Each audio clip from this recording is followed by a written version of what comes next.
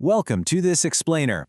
Okay, today we are diving into an absolutely wild, unprecedented geopolitical tech crisis colliding on this exact day, June 22, 2026. You know, if you've been following the AI space, you already know the landscape shifts in a matter of months. But right now, we're literally watching it fracture in a matter of days. We've got a major platform blackout, legit revelations of digital weapons, and a market response that is completely rewriting the rules of global tech. So think about this. What happens when the world's most advanced AI is suddenly classified as a national security threat? Well, it's not a theoretical exercise anymore. We're actually living through the sudden disappearance of a top-tier AI model. It was grounded overnight by the US government, and it's a scenario that has left developers, corporations, and international markets totally scrambling. Because how does the tech ecosystem react when the very foundation it's built on is just yanked out from under it? Right, let's look at the timeline. For 10 straight days, Anthropic's highly anticipated Fable 5 model has been completely dark, just gone, due to a sudden export control shutdown. And today, June 22nd, is a huge deadline. This was the exact day Anthropic's introductory free access window for Fable 5 was supposed to expire. And as of right now, there's absolutely no confirmed restoration date. To make matters worse, starting tomorrow, any access, if it even comes back online at all, will require usage credits billed at premium API rates. So developers are losing the exact model they were relying on right when it transitions to a paid tier. Section 1. The AI Blackout and a Digital Weapon. Now, to understand why this blackout is happening, we've got to look past the corporate PR. The real catalyst for this export control directive goes way, way beyond a simple compliance dispute or some routine bug fix. This didn't come from a tech blog. This came straight from General Joshua Rudd, the officer who jointly heads the NSA and U.S. Cyber Command. During an authorized Red Team exercise, and this was relayed by Senator Mark Warner right before the shutdown, General Rudd stated that Anthropic's unrestricted Mythos model, quote, broke into almost all of our classified systems, not in weeks, but in hours. I mean, read that again, in hours. That explosive revelation completely flips our understanding of this whole crisis.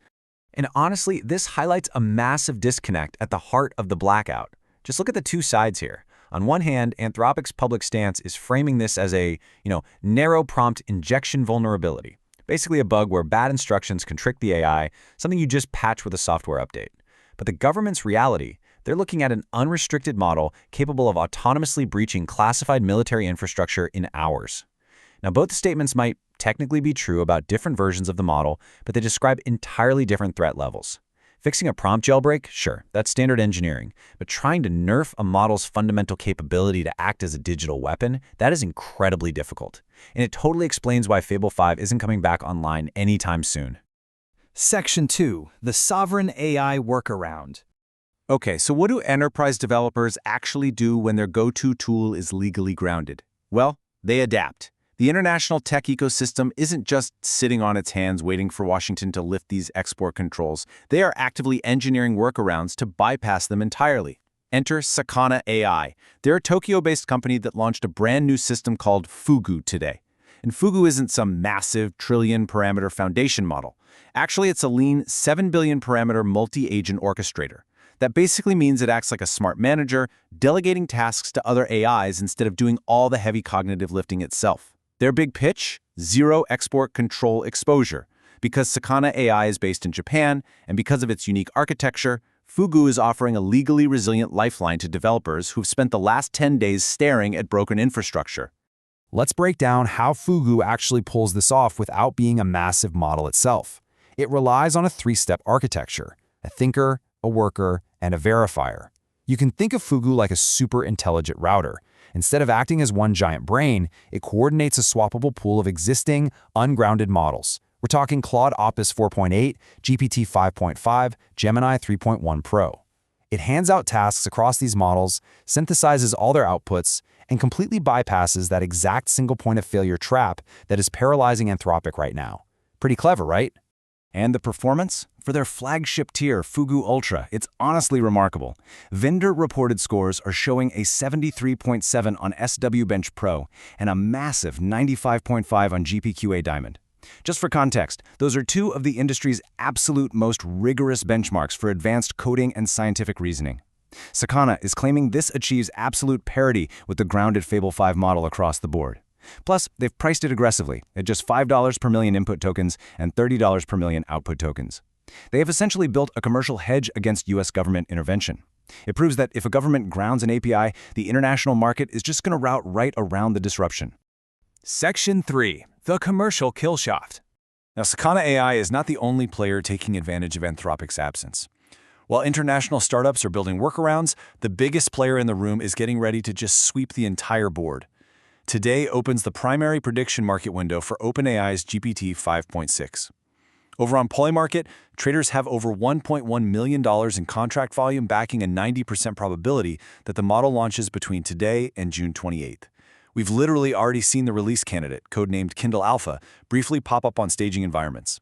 OpenAI obviously didn't engineer Anthropic's export control crisis, but they are absolutely positioned to vacuum up the competitive vacuum it created.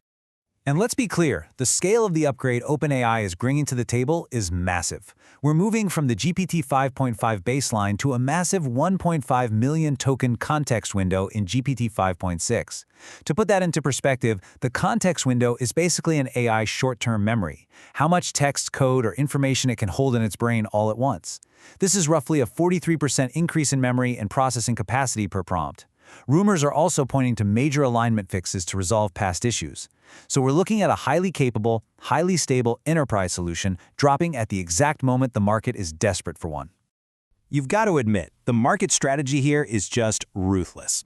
OpenAI is widely expected to launch GPT 5.6 this exact week, literally the same week Anthropic's unavailable model defaults to paid rates, and the rumored pricing, roughly one-third the cost of Fable 5. Not to mention, they are clearing the deck by retiring GPT 4.5 in ChatGPT on June 27th.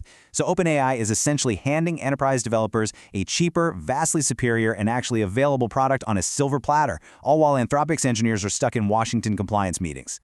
All right, let's pull all this together and look at the dramatic new tech world order that just materialized on this single day, June 22nd, 2026. It's like a giant puzzle rearranging itself. On one side, you have Anthropic, previously the absolute darling of the space, now completely offline and trapped in national security compliance. In the middle, Sakana AI is live, agile, and offering an export control-proof workaround for global developers. And then you have OpenAI, launching a massive upgrade and sweeping up the enterprise market. This entire tectonic shift is the direct result of just one U.S. export control directive. Which brings us to the core dilemma at the heart of this entire explainer.